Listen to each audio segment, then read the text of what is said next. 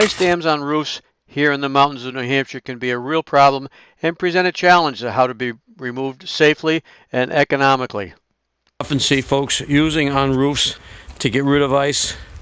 This is a little bit extreme, and this in the hands of the right person might be effective.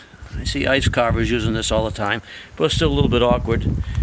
Hatchet is a very common tool, and then there's pick.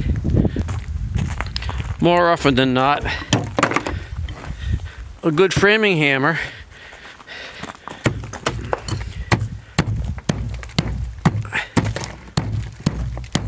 Yeah, well, I guess I rest my case on the uselessness of a framing hammer and the amount of force that it takes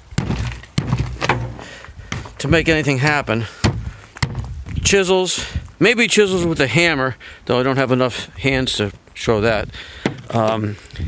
Or a screwdriver. Let's see how the screwdriver works. Or doesn't.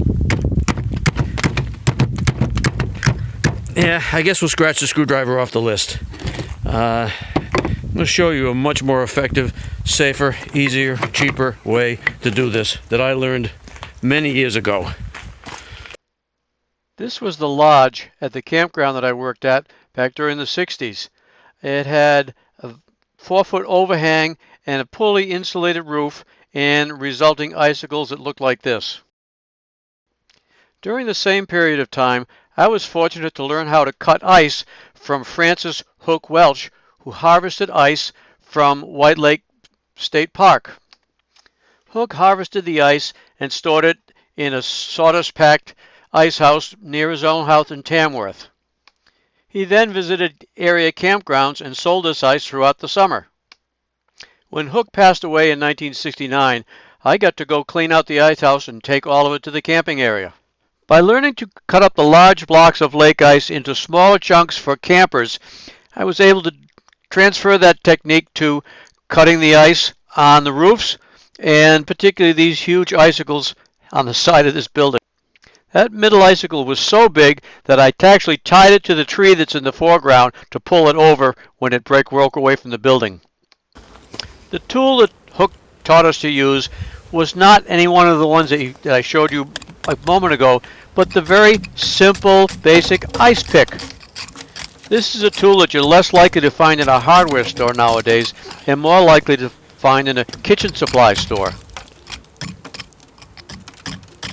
Because I don't have any ice dams on my own passive solar energy efficient house, I had to turn to a frozen maple syrup sap bucket to do this demonstration.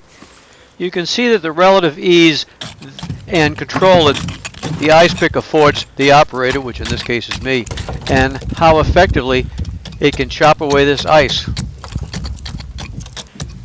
When used on a shingle roof, this gentle action does very little damage to the roof, and to guarantee that there wouldn't be any damage to the roof, rather than chopping down as I'm doing here, I always work up parallel to the incline of the roof so that the pick cannot possibly touch the shingles.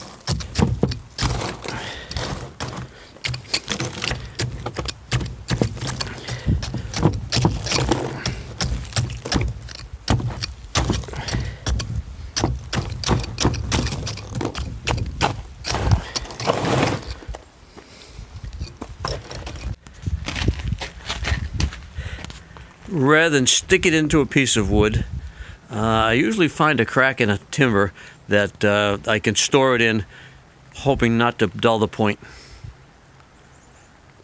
Like with any cutting tool, it's a good idea to keep this as sharp as possibly can be.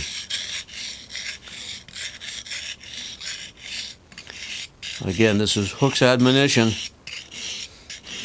He talked about storing these in a piece of cork, which would not dull the point.